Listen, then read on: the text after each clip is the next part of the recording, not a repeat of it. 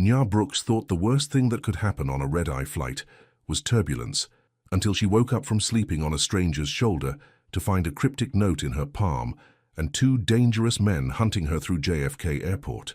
The mysterious Italian in the expensive suit who'd let her rest against him wasn't just being kind. He was the only thing standing between her sick grandmother and a mafia family that had mistaken them for someone else's target.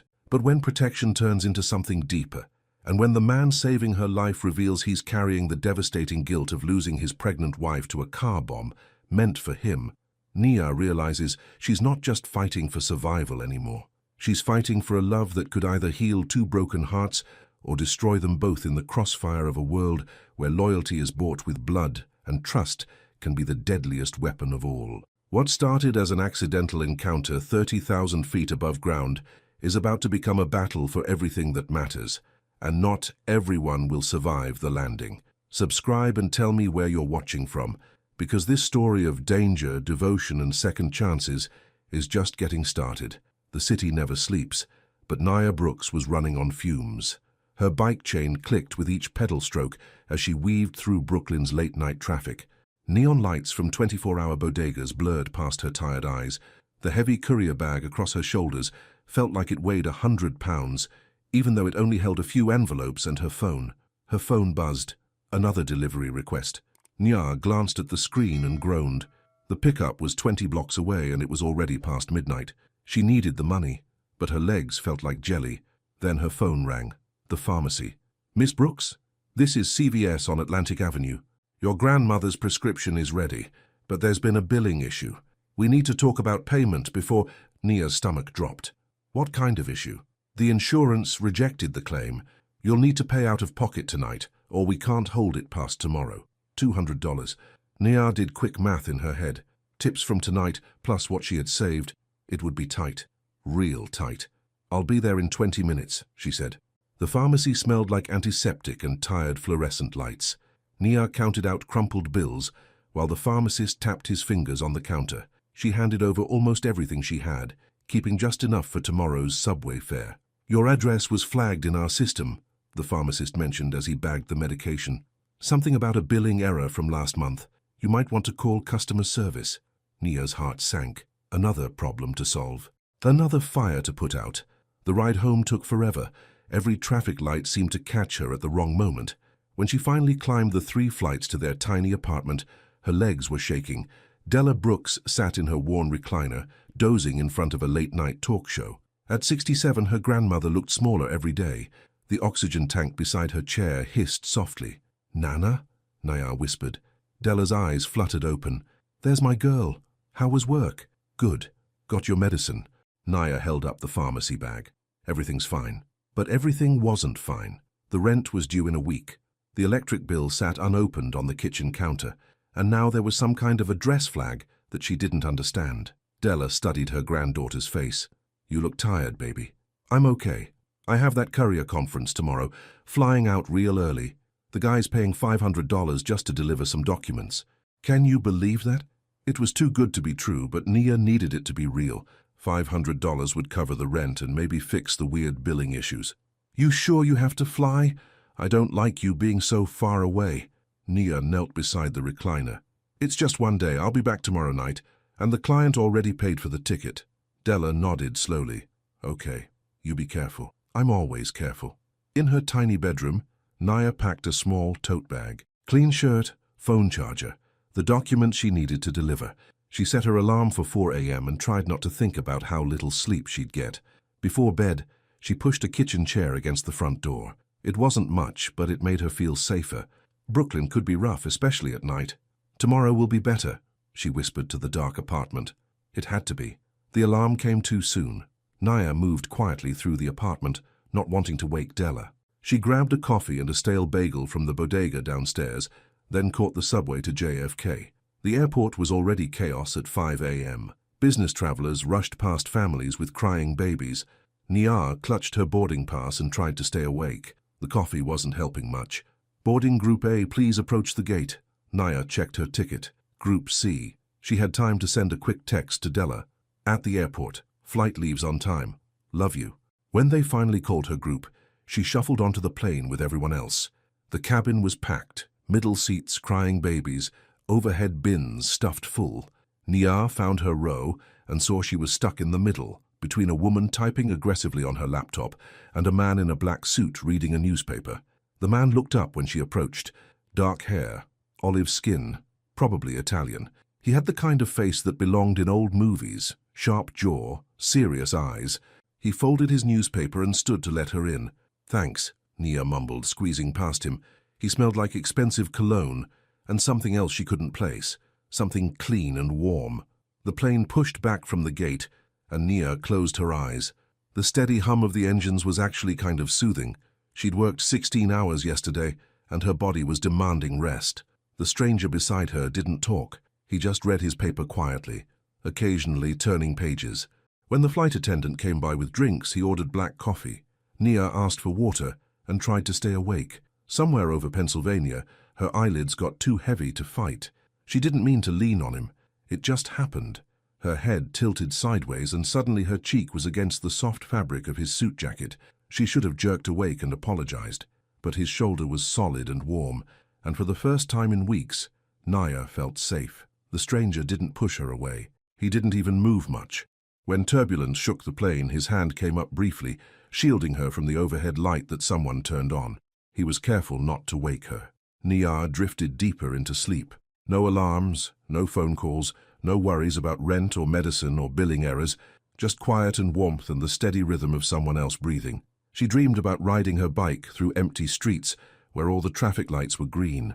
"Ladies and gentlemen, we are beginning our descent." The captain's voice crackled through the speakers, and Nia blinked awake. The cabin was brighter now, morning sun streaming through the windows. She was still leaning against the stranger's shoulder. Heat flooded her cheeks. She sat up quickly, smoothing her hair. "I'm so sorry," she started, but he was already looking away, folding his newspaper. "No problem," he said quietly. His voice had a slight accent. Italian, maybe. Nia rubbed her eyes and checked her phone. 3 missed calls from an unknown number, probably spam. She deleted the notifications and looked around the cabin. People were gathering their things, checking phones, preparing to land. Something felt different, though. Wrong. Her tote bag sat in the floor by her feet, exactly where she'd put it, but something small and hard pressed against her palm. She looked down and saw a folded piece of paper. Her heart jumped. When had someone put this in her hand? The stranger was standing now, reaching for something in the overhead bin. Tall, probably 6'2". Expensive watch, expensive shoes. He moved with the kind of confidence that came from money or power or both. "Excuse me," Nia said, but he was already walking down the aisle. She unfolded the paper with shaking fingers. "Don't go straight home. Call this number if anyone approaches you." Below the message was a phone number and a small drawing. "They Wolf," done in black ink. The lines were precise, almost like a stamp. Nia looked around the cabin wildly, but the man in black was gone. Passengers filed past her toward the exit, rolling luggage, talking on phones. Normal people doing normal things. She wasn't normal people anymore. At baggage claim, Nia stood by the carousel and watched suitcases circle. The note felt like it was burning a hole in her pocket. This was crazy. Strangers didn't pass mysterious notes on airplanes. This was real life, not some movie. But then she noticed 2 men standing by the car rental counter. They weren't getting cars. They were just standing there watching the crowd. One of them looked right at her and nudged his friend. Nia's mouth went dry. She pretended to check her phone and turned slightly away from them. In her peripheral vision, she saw them moving closer. The carousel jerked to life, and bags started tumbling down the chute. Nia grabbed hers quickly and headed for the exit. Behind her, footsteps followed. Outside, a black sedan waited at the curb. A driver in a cheap suit held a sign with her name on it. "Miss Brooks, your ride to Manhattan." Nia stopped. "I didn't order a car.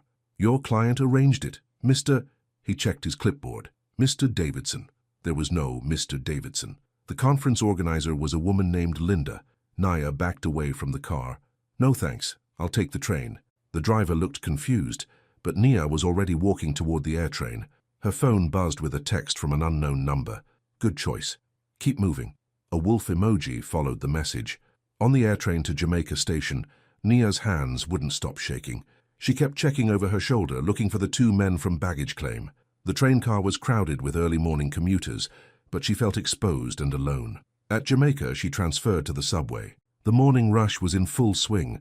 suits and coffee cups and everyone staring at their phones. Perfect camouflage. But as the train pulled away from the platform, one of the men from the airport squeezed through the closing doors. Nia's heart hammered against her ribs. This was really happening. Someone was actually following her. Her phone buzzed again. Left exit at next stop. Move fast. The train slowed for the next station. Nia stood with everyone else trying to look casual. At the last second, she bolted for the left doors. Behind her, someone cursed. Heavy footsteps pounded on the platform. As the doors slid shut, she saw the man from the airport pressing his face against the glass, furious. But on the platform, another figure stood in the shadows by the far exit. Tall, dark suit, watching everything. The stranger from the plane. He didn't come over, didn't wave or signal, but his presence felt like a shield between her and whatever danger was hunting her. The train pulled away, and Nia sank into a seat. Her hands were shaking so hard she could barely hold her phone. Back in Brooklyn, the familiar streets looked different, threatening. Every shadow could hide someone dangerous. Every parked car could be watching her. Nia climbed the stairs to her apartment building slowly, listening for footsteps behind her. The hallway was empty and quiet, too quiet. At her door, she stopped. Fresh scratches marked the metal around the lock. Someone had tried to get in. Her throat closed up. Della was inside, alone and vulnerable. If something had happened, Nia fumbled with her keys and pushed the door open. "Nana?" Della was asleep in her chair, breathing peacefully. The apartment looked normal. Nothing missing, nothing broken. But when Nia looked down, she saw a thin line of grey ash under the door, like someone had marked the threshold. She'd never seen anything like it before. Her tote bag sat by the door where she'd dropped it. As she picked it up, something small and metallic fell out and hit the floor with a tiny clink. A metal disc, smaller than a quarter. It looked electronic. Someone had put a tracker in her bag. Nia stared at the tiny device, her mind spinning. The flight, the note, the men following her. This wasn't random. Someone had planned this. Her phone buzzed. "You're safe now. Don't panic. You were almost hurt today." The wolf emoji appeared again, like a signature. Rage and terror fought in her chest. Safe? She wasn't safe. Someone had been tracking her, following her, trying to get into her apartment where her sick grandmother slept. But another part of her, a part she didn't want to acknowledge, was grateful. Without the stranger's warning, she would have gotten in that car at the airport. Without his texts, she would have walked right into whatever trap was waiting. Nia deleted the message without responding. She wouldn't call the number on the note. She wouldn't be some helpless victim who needed rescuing. But as she checked the locks on the windows and pushed furniture against the door, she kept thinking about the moment on the plane when she'd felt truly safe for the first time in months. A soft knock echoed through the apartment. Nia froze. 3 gentle taps, then silence. She crept to the door and looked through the peephole. The hallway was empty, but when she looked down, another line of grey ash marked the floor outside her door. Someone knew exactly where she lived, and they wanted her to know they could get to her whenever they wanted. Nia slid down the door and sat on the floor, hugging her knees. Tomorrow she would figure out how to fight back. Tomorrow she would find answers. Tonight, she would just try to keep Della safe. The city hummed outside their windows, 1 million people living their normal lives. But Nia's normal life was over. The stranger's note had changed everything. She closed her eyes and tried to remember how safe his shoulder had felt during the flight. She had a feeling she was going to need that feeling again. The next morning came too early. Nia hadn't slept at all. Every sound in the hallway made her jump. Footsteps, voices, doors closing. She kept checking the locks, checking on Della, checking her phone for more messages from the wolf number. Nothing. By 6 a.m. she gave up trying to sleep. Della was still dozing in her chair, the oxygen machine humming softly. Nia made coffee with shaking hands and tried to think clearly. She had 3 choices: call the police, run away, or pretend nothing happened. The police would want explanations she didn't have. Who was following her? Why? She'd sound crazy talking about ash marks and mysterious notes from airplane strangers. Running away meant leaving Della, and that wasn't happening. Pretending everything was normal felt impossible, but maybe it was her best option. Go to work, act normal, hope the whole thing blew over. Her phone rang. An unknown number. "Hello?" she answered carefully. "Miss Brooks? This is Harbour Courier Service. We have a delivery request for today, high priority." Nia frowned. "I didn't schedule anything for today. The client specifically requested you. Very generous tip offered. It could be innocent, or it could be a trap." After yesterday, Nia didn't trust anything. I'm not available today, sorry. She hung up before the dispatcher could argue. By noon, she was going stir-crazy. Della was awake and wanted her usual Tuesday routine. Grocery shopping, a walk to the park if she felt strong enough. Normal things. But nothing felt normal anymore. Nia helped her grandmother get dressed and checked the hallway before they left the apartment. Empty. They made it to the elevator without seeing anyone suspicious. Outside, Brooklyn looked the same as always. Kids playing on stoops, old men arguing about baseball, the bodega owner sweeping his sidewalk, ordinary life happening all around them. Maybe she'd imagined how bad things were. Then she saw the car. A black sedan idled across the street, windows tinted dark, the same type of car from the airport.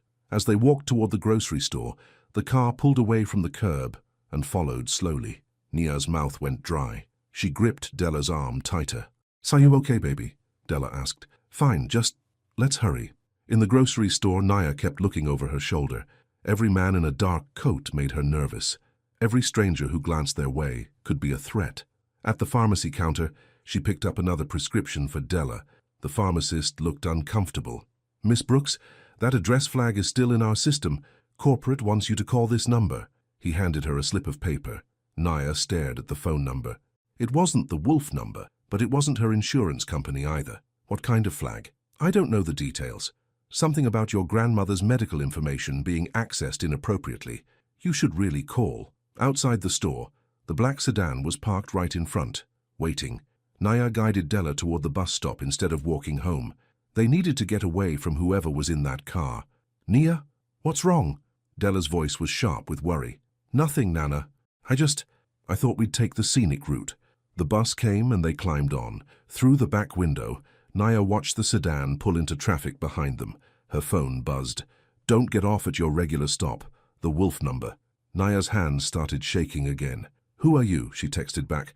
"Someone who doesn't want you hurt. Why should I trust you?" The response came immediately. "Because I'm the only one trying to keep you alive." Nia stared at the message. On the bus seat beside her, Della was getting tired. The oxygen tank was heavy and walking wore her out quickly. "What do you want from me?" Nia typed. To explain. "Tonight. Your building hallway. I won't come inside. How do I know you're not one of them?" "You don't. But if I wanted to hurt you, I already could have." That was true. He'd been close enough on the plane. Close enough to put a note in her hand. If he meant harm, he'd had plenty of chances. The bus reached their stop. Through the window, Nia saw the black sedan parked at the corner. "We're staying on," she told Della. "Ride the whole loop. It's nice to see the neighborhood." Della gave her a look that said she wasn't fooled, but she didn't argue. They rode the bus for an hour, getting off 3 stops past their building and walking back through side streets. By the time they climbed the stairs to their apartment, Nia was exhausted and Della needed to rest. "Someone's been following us," Della said as soon as they were inside. Nia stopped pretending. "How did you know? I wasn't born yesterday. That car, the way you kept checking behind us. What's going on, baby?" Nia sat on the couch beside her grandmother's chair. "I think I accidentally got mixed up in something dangerous yesterday on the flight." She told Della about the note, the tracking device, the men at the airport. She left out the details that would scare her grandmother the most. Della listened without interrupting. When Nia finished, she nodded slowly. "So someone's trying to protect you, and someone else is trying to hurt you. That's what it looks like. And you don't know which is which." "The protector. I think he's the man from the plane, the one I fell asleep on." Della's eyes crinkled slightly. "You told me about him. Said he seemed nice." "He was. But nice doesn't mean safe. Sometimes it does." Della reached over and squeezed Nia's hand. "What does your gut tell you?" Nia thought about that moment on the plane when she'd felt completely safe for the first time in months. "My gut says to trust him, but my brain says that's stupid." Your gut's been right about people before. That was true. Nia had good instincts about danger, about who to trust and who to avoid. It's how she'd survived years of courier work in rough neighborhoods. And her gut said the stranger was trying to help. Evening came too slowly. Nia made dinner and tried to act normal, but her nerves were shot. Every sound in the hallway made her jump. Every car door slamming outside made her check the window. At 8 o'clock, someone knocked on the door. 3 soft taps. Nia looked through the peephole and saw a tall figure standing in the shadows. Dark hair, expensive suit, the man from the plane. Her heart hammered, but she forced her voice to stay calm. "What do you want?" "To explain why you're in danger." and to ask for your help keeping you alive." His voice was quiet, careful. The Italian accent was stronger now. "I'm not opening the door. I understand, but please listen."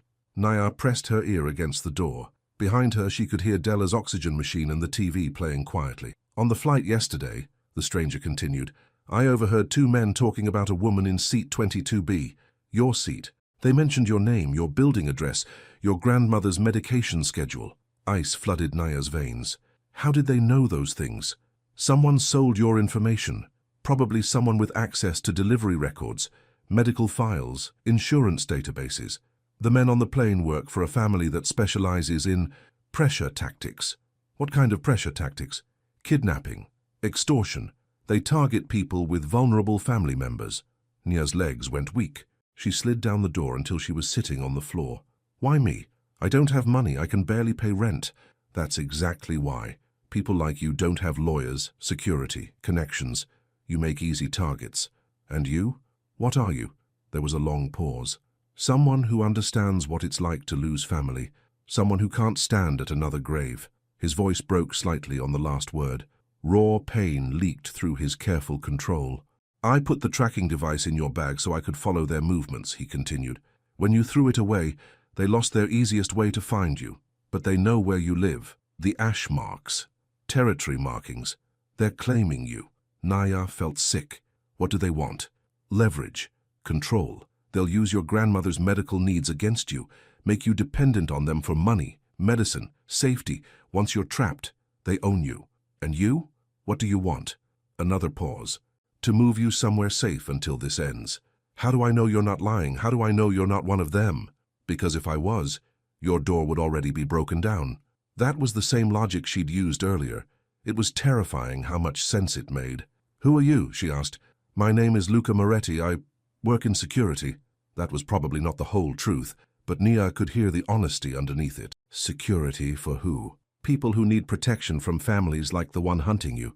Nia closed her eyes.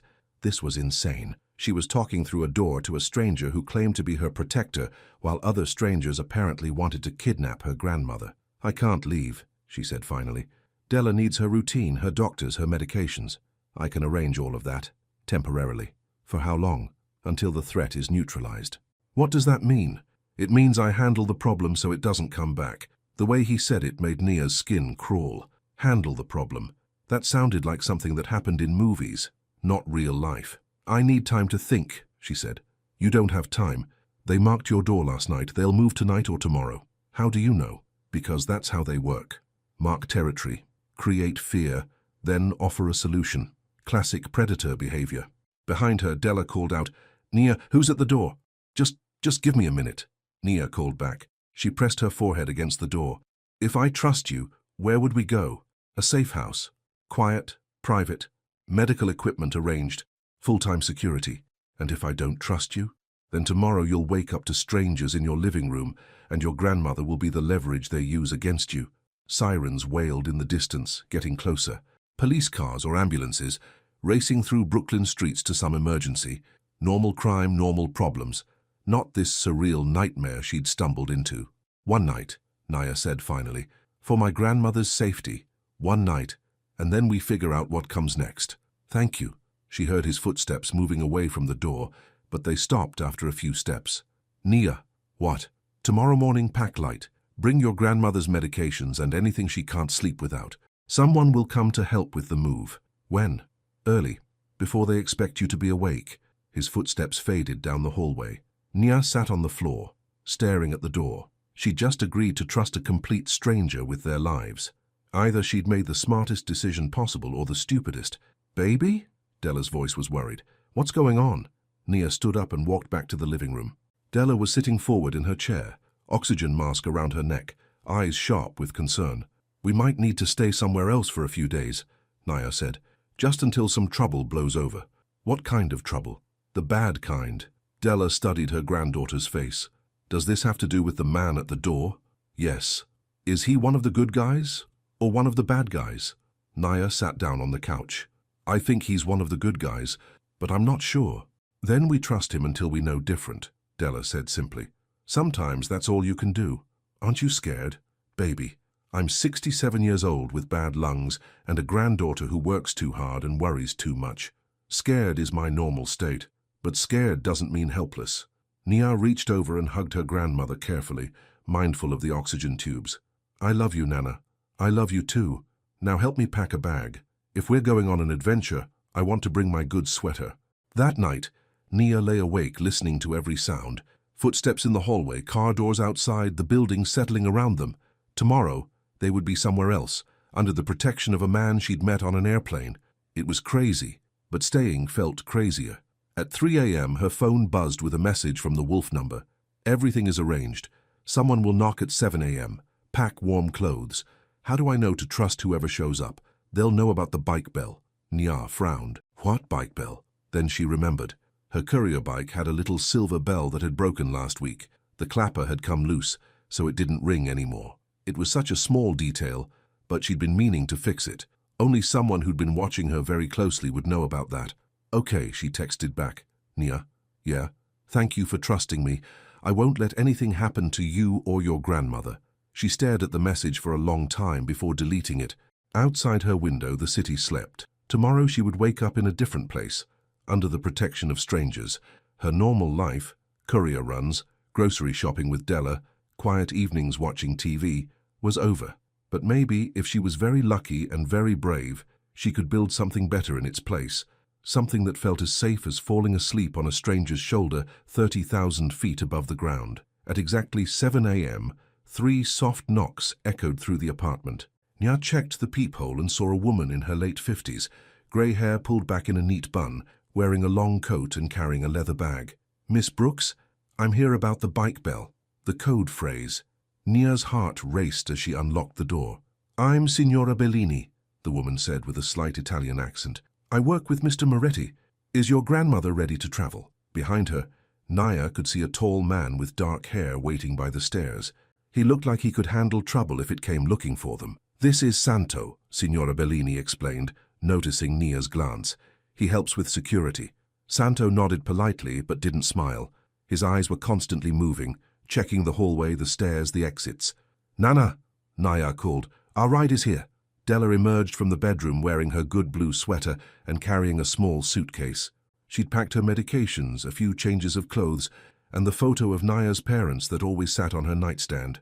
Ready for our adventure, she announced. Signora Bellini smiled warmly. It's an honor to meet you, Mrs. Brooks. Mr. Moretti has made arrangements for your comfort. He seems like a thoughtful young man, Della replied. I'm looking forward to meeting him properly. They made their way downstairs carefully, Santo going first to check each landing. Outside, a black SUV waited with tinted windows. Not flashy, but expensive. The kind of car that said money without screaming about it. The ride through Brooklyn was quiet. Santo drove while Signora Bellini sat in the passenger seat, occasionally murmuring into a phone in rapid Italian. Nia held Della's hand and watched familiar streets pass by. 20 minutes later, they pulled up to a small hotel in a quiet part of downtown. Not fancy, but clean and well-maintained. The kind of place business travelers used when they wanted to blend in. Top floor, Signora Bellini explained as they entered the lobby. Very private. Mr. Moretti is waiting. The elevator ride felt endless. When the doors opened, they stepped into a hallway with only 2 doors. One was marked with a discreet security camera.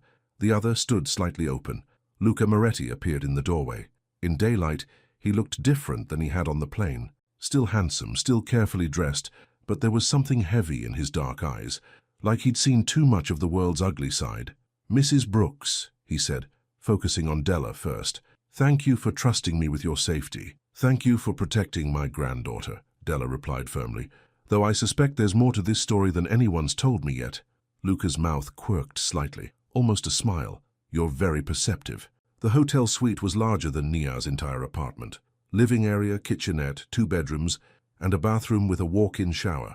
Someone had already set up a portable oxygen concentrator by the couch. Your medical equipment, Signora Bellini explained to Della, the same model you use at home, and I've arranged for your prescriptions to be delivered here. Della looked impressed. Efficient. Mr. Moretti doesn't like loose ends, Santo said from his position by the window. It was the first time he'd spoken. Nia set down her bag and looked around. The suite was comfortable but impersonal. Hotel furniture, generic art on the walls, nothing that felt like home. How long do we stay here? she asked. Luca exchanged a look with Santo. "We're still assessing the threat level. A few days, hopefully. And then what? We go home and pretend this never happened. We hope the problem resolves itself." That was a careful way of saying something Nia didn't want to think about too deeply. "I need to work," she said. "I can't afford to lose courier jobs. That might not be safe right now." "I don't care if it's safe. Della's medications cost money. Rent doesn't pay itself." Luca looked uncomfortable. "Your expenses are covered while you're under protection." "By who?" "By me." Nia felt heat rise in her cheeks. "I don't take charity. It's not charity. It's protection." "Same thing." "No," Luca said quietly. "It's not." The tension in the room was thick enough to cut. Della cleared her throat. "Perhaps we could discuss the details later," she suggested diplomatically. "Right now, I'd like some tea and a chance to rest." Signora Bellini immediately moved toward the kitchenette. "Of course, I brought Earl Grey and some biscuits." While the older women busied themselves with tea, Luca approached Nia. "I understand your independence is important," he said in a low voice. "But right now, being stubborn could get you killed. Being dependent could get me killed too." "How?" Nia struggled to put it into words.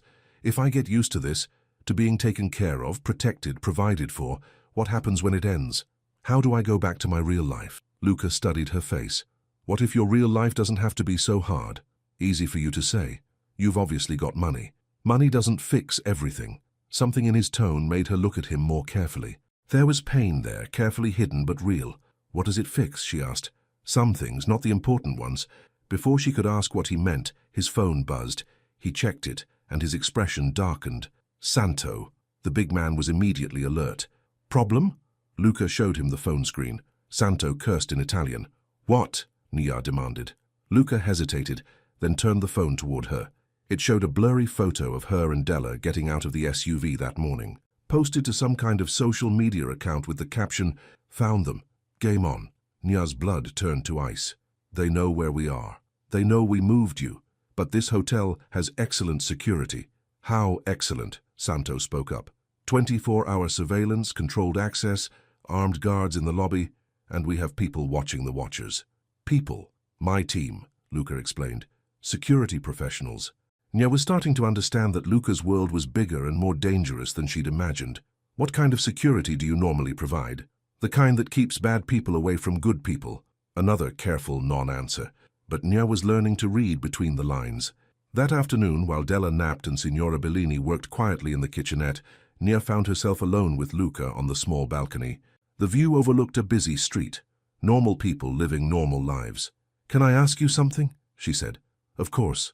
On the plane, when I fell asleep on you. You could have woken me up, but you didn't. Why?" Luca was quiet for a long moment, watching the traffic below. "You looked peaceful," he said finally. "I haven't seen many people look truly peaceful. It seemed wrong to disturb that. Do you not sleep peacefully?"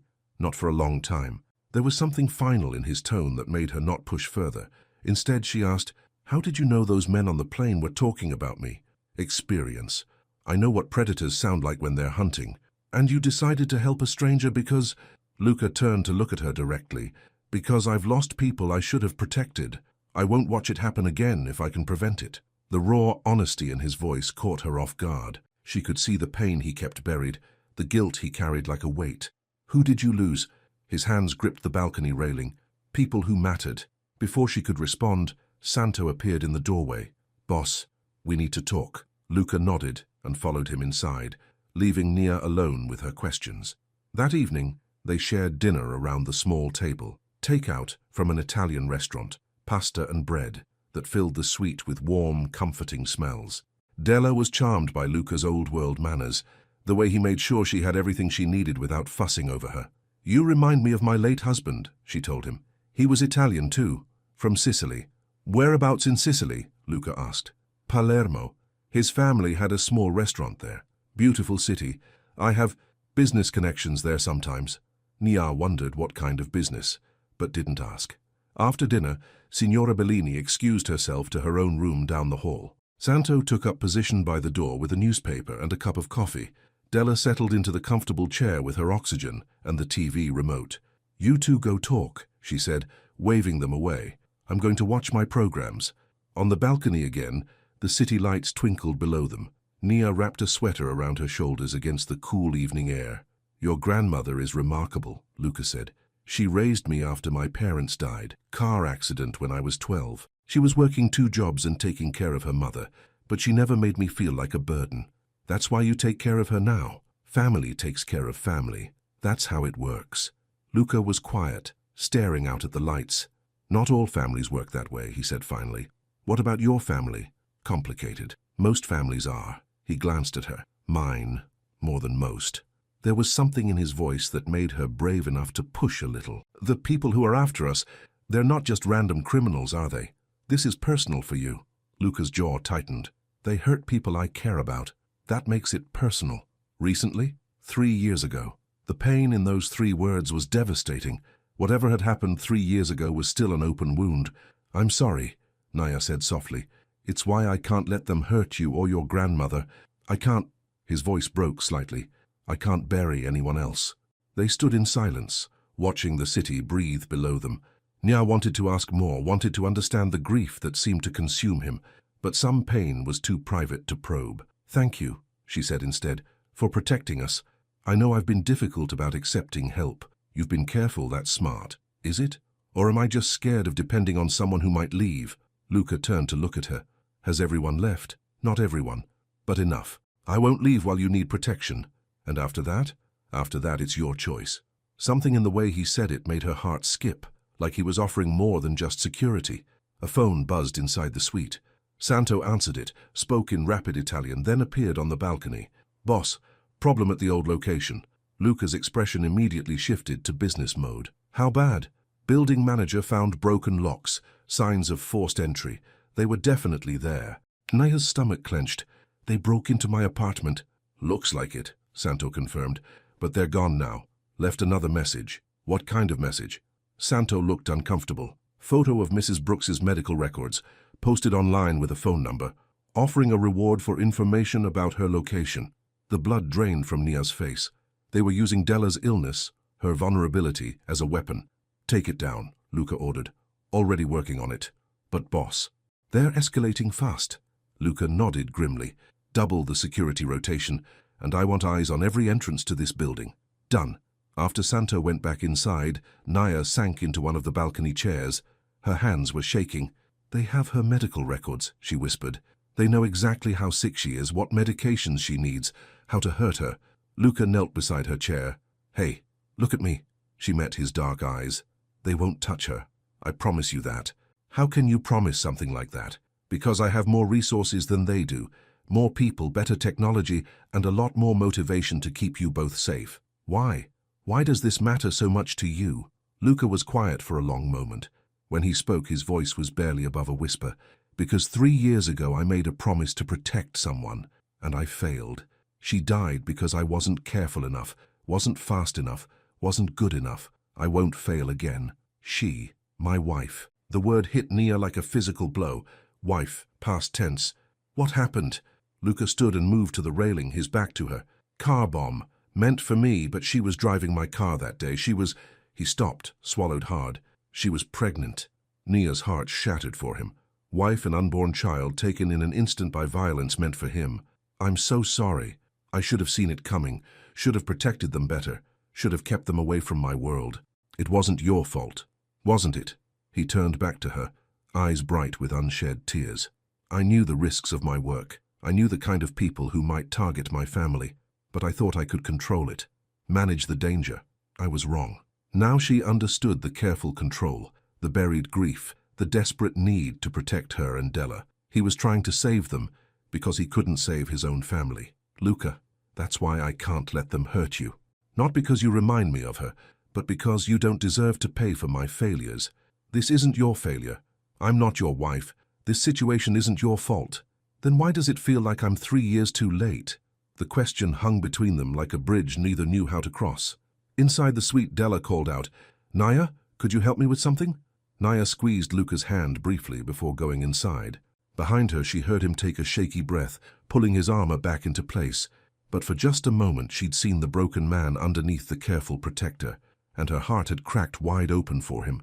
Whatever was growing between them, it was more than just proximity and danger. It was two people recognizing the same deep loneliness in each other And that was the most dangerous thing of all. The next few days blurred together in a strange routine. Mornings began with coffee and quiet conversation, while Della slept late. Afternoons meant reading, watching old movies, and pretending their situation was normal. Evenings brought takeout dinners and careful conversations on the balcony. But underneath the calm surface, tension grew like a storm building on the horizon. Luca spent hours on the phone, speaking in rapid Italian with Santo and others whose names Naya didn't recognize. The conversations always ended with him looking grim and worried. "They're getting bolder," he told her on the fourth morning, "testing our security, probing for weaknesses." "What does that mean?" "It means they're planning something bigger than following you around Brooklyn." Naya set down her coffee cup. "Like what?" "Like forcing a confrontation." That afternoon, Signora Bellini took Della downstairs to the hotel's small garden. It was the first time Della had been outside since they'd arrived, and she was excited to see real flowers again. 15 minutes, Luca told them. Santo and 2 others will be watching. While they were gone, Naya found herself alone with Luca for the first time in days. He was sitting at the small desk, laptop open, frowning at something on the screen. "Bad news?" she asked. They posted another photo. "You and Della in the hotel garden, taken this morning." Naya's blood chilled. "They're watching us right now?" "From a distance, but yes. So we're trapped here. Temporarily." Nia walked to the window and looked down at the street. Somewhere out there, dangerous people were watching, waiting, planning. The normal world felt impossibly far away. "I hate this," she said. "I hate being scared all the time. I hate that Della can't live her life. I hate that you're risking yourself for strangers." "You're not strangers anymore." She turned to look at him. "What are we then?" Luca closed the laptop and gave her his full attention. "You're people I care about, even though you barely know us. I know enough." "Like what?" "I know you work 16-hour days to pay for your grandmother's medicine. I know you've never asked anyone for help even when you desperately needed it. I know you fell asleep on my shoulder and trusted me enough to keep sleeping, even though I was a complete stranger." The memory of that moment, the safety she'd felt, the peace, made her chest tight. "I know you lost your family young and raised yourself to be strong," Luca continued. "And I know that strength isn't armor, it's love." "How can you know all that?" "Because I recognize it. Because I used to be strong like that before you lost them. Before I learned that sometimes love isn't enough to keep people safe." Nia crossed the room and sat beside him on the couch. "Do you think I remind you of her, your wife?" "No." His answer was immediate and firm. "You remind me of who I used to be. Before grief made me forget that protecting someone means trusting them too." "What do you mean?" Luca turned to face her. "My wife used to say I tried to control everything because I was afraid of losing anything. She was right. After she died, I got worse, more controlling, more isolated. I thought if I managed every detail, I could prevent more loss. And now? Now I'm starting to remember that control isn't the same as care." Those were the words she'd said to him that night when he'd shown her the nursery, when his grief had finally cracked open enough to let light in. "Luca," she started, but her phone rang. Unknown number. They both stared at it. "Don't answer," Luca said. But Naya was tired of running, tired of hiding. She answered the call. "Hello? Naya Brooks." The voice was smooth, confident, male. "My name is Dario Rinaldi. I think we should meet." Luca was immediately on his feet, gesturing for her to put the call on speaker. "I don't think so," Naya said. "Oh, I think you do. See, this has gone on long enough. You've caused considerable inconvenience, moving around, hiding behind Moretti's protection. It's time to end this. What do you want? A simple trade. You come have coffee with me, alone, and your grandmother gets to keep her medical supplies. You keep hiding and, well, insulin is expensive when you can't get insurance to cover it." Nia's hand started shaking. "You can't cut off her medication. I can do anything I want. I have friends at the insurance company, friends at the pharmacy, friends at the medical supply company. One phone call and your grandmother becomes very, very sick." Luca was shaking his head violently, but Naya couldn't think past the terror of Della dying because she couldn't get her medications. What do you want to talk about?" "Business, a simple arrangement. You work for me, courier jobs mostly, and your grandmother stays healthy. You disappear into Moretti's world, and she suffers for your selfishness." "That's not a choice." "Of course it is. Meet me tomorrow at noon, Riverside Cafe on Water Street. Very public, very safe, just a conversation between reasonable people." The line went dead. Nia stared at the phone, her heart hammering. "You're not going," Luca said immediately. He'll kill her if I don't. He'll kill you if you do. Maybe, but Della will be safe. No. Luca's voice was hard as steel. Absolutely not. It's not your choice. The hell it isn't. They glared at each other, fear and frustration crackling between them. I can't lose her, Naya whispered. She's all I have left, and I can't lose you. The words hung in the air between them, raw and honest. You barely know me, Naya said softly. I know enough to understand that losing you would break something in me that's just starting to heal. Before she could respond, the door opened. Della and Signora Bellini returned from their garden visit, Della looking brighter than she had in days. The roses are beautiful, Della announced, and the fresh air was exactly what I needed. She looked between Naya and Luca, taking in their tense expressions. What happened? Naya explained about the phone call, watching her grandmother's face grow serious. So he wants to use my illness as a weapon, Della said when Naya finished. I won't let him hurt you, and I won't let him hurt you. Della sat down in her chair and looked at both of them. So we need a third option. There isn't one, Naya said. There's always a third option, Luca said quietly. We control the meeting. What do you mean? You meet him. But on our terms, in our space, with our backup. Santo appeared from the hallway where he'd obviously been listening. The cafe has floor-to-ceiling windows, he said. Good sightlines, multiple exits. We can have people in place before you arrive. It's too dangerous, Naya protested. More dangerous than letting him control your grandmother's medical care for the rest of her life, Luca asked. That night, they planned. Luca spread blueprints of the cafe across the table, while Santo marked entry and exit points. Signora Bellini researched the surrounding buildings. Even Della contributed, pointing out that the lunch rush would provide good crowd cover. The key is making him think he's in control while we actually control everything, Luca explained. And if something goes wrong? Nothing will go wrong. You can't promise that. Luca looked up from the blueprints. I can promise I won't let anything happen to you. Like you promised to protect your wife. The words were out before Naya could stop them. Cruel and unfair, but driven by fear. Luca's face went white. For a moment, the room was deadly quiet. That was mean, Della said quietly. And unnecessary. I'm sorry, Naya whispered. I'm scared, and I said something horrible. Luca stood slowly. You're right to be scared, and you're right that I couldn't protect her. But I learned from that failure. I know what to watch for now. What if you're wrong? Then you'll have every right to hate me. But we're not going to find out. The next morning dawned grey and drizzly. Nia dressed carefully. Jeans, sneakers she could run in, a jacket with good pockets. She felt like she was preparing for battle. Over breakfast, Luca went through the plan one more time. You go in first, order coffee, sit at the table by the window. We'll already be in position. When Rinaldi arrives, you keep the conversation public and short. What do I say to him? Tell him you want to hear his offer. Let him talk. Give us time to move our people into position. And then you say the phrase we agreed on. No more graves. Exactly. That's my signal to end this. Naya nodded, trying to project confidence she didn't feel. At 11:30, they left the hotel separately. Luca and Santo went first, then Signora Bellini, with equipment Naya didn't recognize. Finally, Nia walked the 6 blocks to Riverside Cafe alone. The restaurant was busy with the lunch crowd. Business people, tourists, college students with laptops. Normal people living normal lives. Nia ordered a latte and sat at the designated table. Through the big windows she could see the street, the river beyond, and the buildings where Luca's people were watching. At exactly noon, Dario Rinaldi walked through the door. He was younger than she'd expected, maybe mid-30s, with dark hair and expensive clothes, handsome in a cold way, like a snake in a good suit. He spotted her immediately and approached with a confident smile. Nia Brooks, you're prettier than your photos. Mr. Rinaldi, he sat across from her without being invited. Please, call me Dario. We're going to be working together. That's not decided yet. Oh, I think it is. He signaled the waitress and ordered an espresso.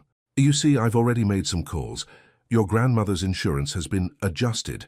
Her next prescription refill will be declined unless she has a new primary care doctor, one who works with my organization. Naya's hands clenched around her coffee cup. That's illegal. Lots of things are illegal, doesn't stop them from happening. What do you want from me? Simple courier work. You're fast, reliable, you know the city. I have packages that need to be delivered discreetly. You deliver them, your grandmother gets her medicine, everyone wins. What kind of packages? Dario's smile turned cold. The kind you don't ask questions about. Nia thought about Luca's warning. They would own her completely, use her to transport drugs, money, weapons, make her a criminal and hold Della's life over her head forever. And if I refuse? Then your grandmother has a very uncomfortable few weeks while her medical supplies run out. Insulin, oxygen, heart medication. It's amazing how quickly things can go wrong when you can't get proper medical care. Rage built in Nia's chest. This man was casually threatening to kill a sick old woman to force her granddaughter into crime. You're talking about murder. I'm talking about business. Natural consequences of poor choices. Through the window, Nia could see reflections in the glass across the street. Luca's people, moving into position. I need time to think, she said. No time. Answer now. This is a big decision. It's a simple decision. Work for me or watch your grandmother suffer. Nia looked around the busy cafe. All these normal people, eating lunch, talking with friends, living their lives without fear. She wanted that life back. But more than that, she wanted Della to be safe. Okay, she said quietly. Dario leaned back, satisfied. Smart girl. But I have one condition. You're not in a position to make conditions.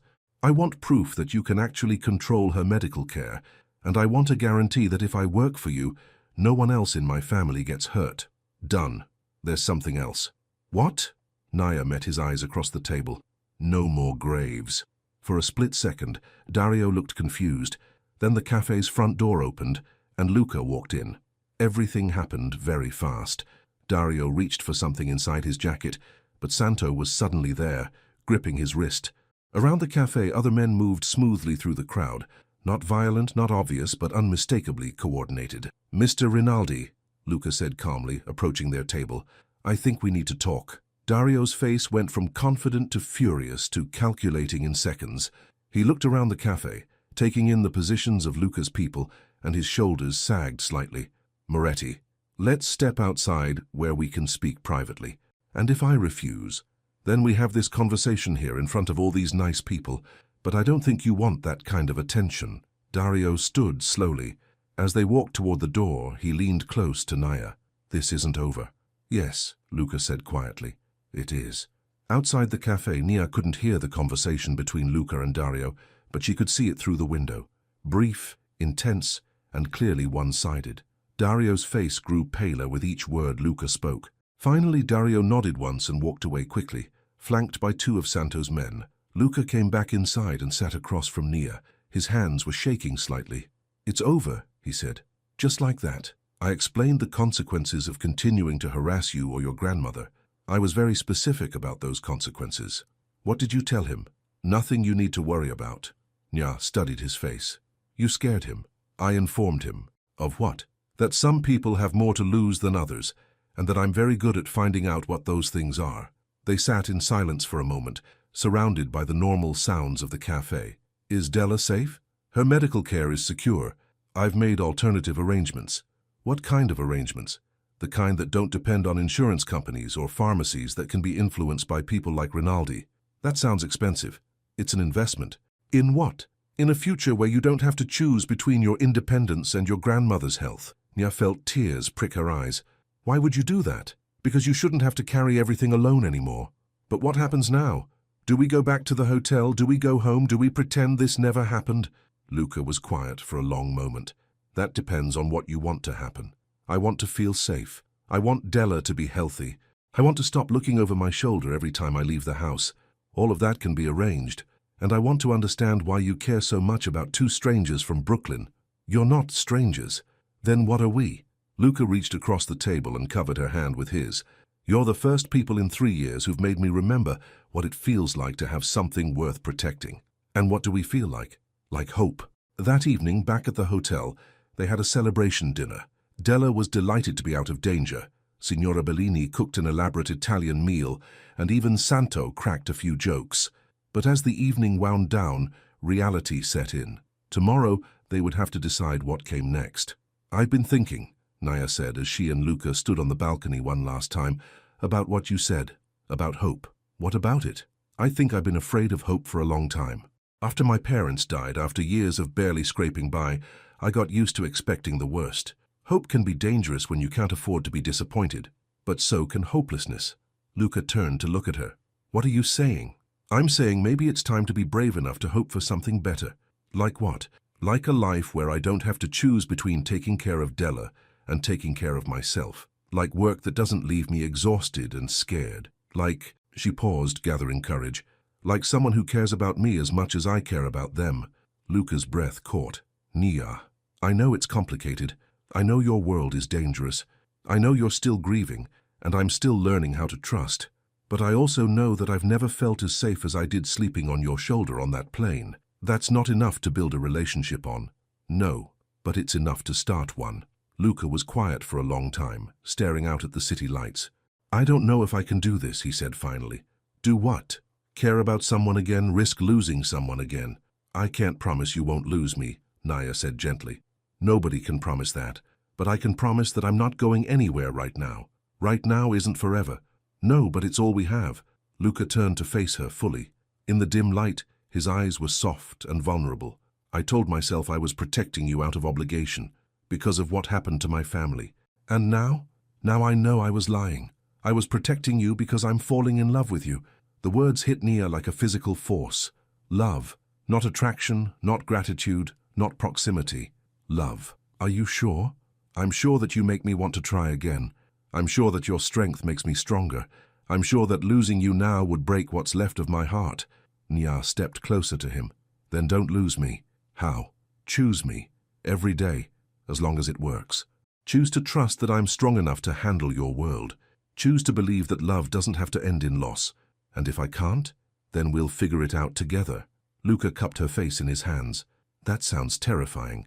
It sounds perfect. When he kissed her, it felt like coming home after a long, dangerous journey. 6 weeks later, Nia stood in the doorway of a sunny apartment in a safe neighborhood, watching Della arrange flowers in a vase by the window. The apartment was twice the size of their old place, with an elevator, good security, and a view of a small park. The tomatoes are coming in nicely, Della called from her small garden on the fire escape.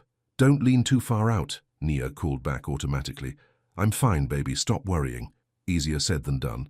But Nia was learning the difference between healthy concern and paralyzing fear. Her phone buzzed with a message from Luca, running late. Meeting went long. See you at 7? See you then, she texted back. Her new job as a coordinator for a private security firm paid well and kept regular hours.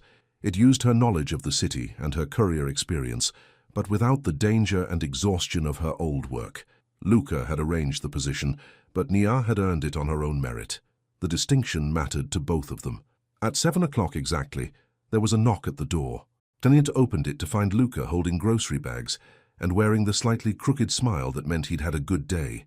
Traffic was terrible, he said, kissing her cheek as he passed. Mrs. Brooks, he called. I brought ingredients for that pasta sauce you wanted to try. Wonderful, Della called back. But you're cooking, I'm supervising. It had become their routine. Dinner together twice a week, sometimes more. Luca deferring to Della's experience in the kitchen, Della treating him like the grandson she'd never had. While they cooked, Nia sat at the table and watched them work together. Luca carefully following Della's instructions, Della pretending not to notice when he added extra garlic because he knew she liked it that way. Family, not the one she'd been born into or the one she'd lost, but the one they'd chosen to build together. After dinner, Della retreated to her room with her book and her oxygen concentrator, leaving Nia and Luca alone with the dishes. Good day? Nia asked as she dried a plate. Better now. Hard meeting? Just long. Sometimes people need a lot of convincing to do the right thing. Nia had learned not to ask too many questions about Luca's work. She knew it involved protection, security, and occasionally convincing dangerous people to change their behavior. She also knew he was careful to keep the ugliest parts of it away from her.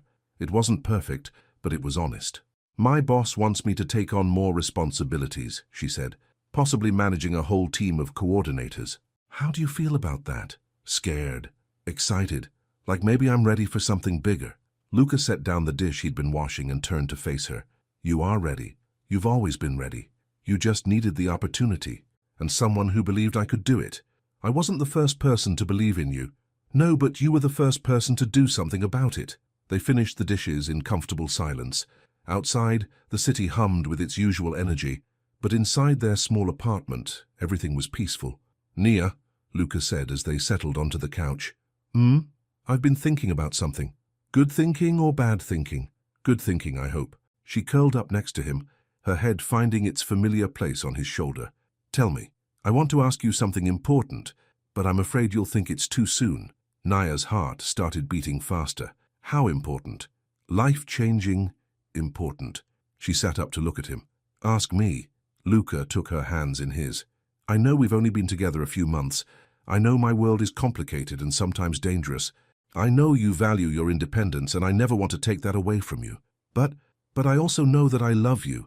I love your strength, your loyalty, your stubborn refusal to give up on the people you care about. I love how you make me want to be better than I am. Luca, I'm not asking you to marry me, not yet, but I'm asking if you'd be willing to think about a future where we don't just have dinner twice a week, where we build something permanent together. Naya felt tears prick her eyes. What would that look like? I don't know exactly, but I know it would involve Della being taken care of for the rest of her life. I know it would involve your career growing in whatever direction makes you happy. And I know it would involve me loving you for as long as you'll let me. And if your world gets dangerous again, then we handle it together. No more protecting you by keeping you in the dark. No more making decisions for you. We figure it out as a team. Nia thought about the scared, exhausted woman who'd fallen asleep on a stranger's shoulder on a red-eye flight months ago. That woman could never have imagined this moment, this choice, this possibility of happiness. Yes, she said simply. Yes? Yes, I want to build a future with you. Yes, I want to figure things out as a team. Yes, I love you too. Luca's smile was brighter than she'd ever seen it. Really, really. When he kissed her this time, it tasted like promises and possibilities and hope. From her bedroom, Della called out, "It's about time." They broke apart, laughing. "She's been waiting for this," Naya said. "She told me weeks ago that I was taking too long to make my intentions clear." "And what did you tell her?" "That some things are worth waiting for." "Like what?" "Like someone brave enough to fall asleep on a stranger's shoulder, someone strong enough to build a new life from nothing, someone stubborn enough to love me despite my complicated world." "Is that what I did?" "That's what you're still doing." Outside their window, the city never slept. But inside their small apartment, surrounded by the people they'd chosen to love, everything was finally at rest. Naya closed her eyes and listened to Luca's heartbeat, steady and strong beneath her cheek. Tomorrow would bring new challenges, new choices, new opportunities to be brave. But tonight, she was exactly where she belonged, safe in the arms of the man who'd saved her life by teaching her it was okay to hope for more. And for the first time in years, Nia Brooks slept peacefully through the night.